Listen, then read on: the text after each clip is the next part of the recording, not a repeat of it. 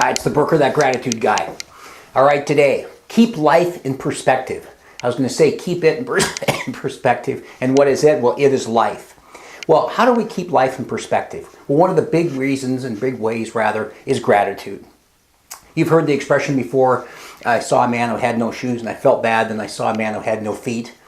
And it's always about perspective. And one of the things that gratitude does, gratitude will keep you framed, keep you focused on everything that's positive and good in your life, and it'll keep it in perspective. One person's floor is another person's ceiling. We've heard all these cliches.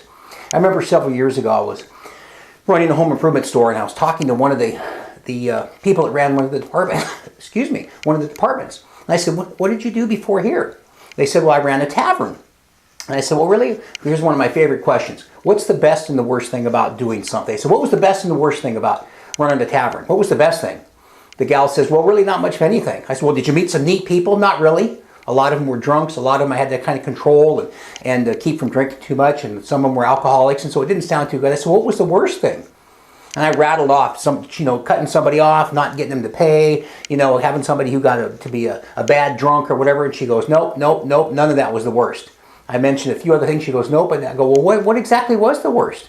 She goes, a couple times a week, pointing to the door. She goes, a couple times a week, going and having to tell two little kids that they said that they were hungry and they wanted me to go get their mother so they could have some money for some food because there's no food in the house and their mother was in there drinking.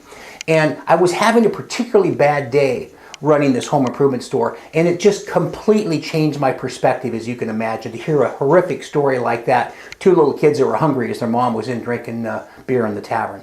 So remember to keep that perspective, and the best way to do that is to embrace gratitude. And every single day when you're writing in that gratitude journal, you frame and reframe and focus and refocus your life on everything you're grateful for. It maintains a great perspective.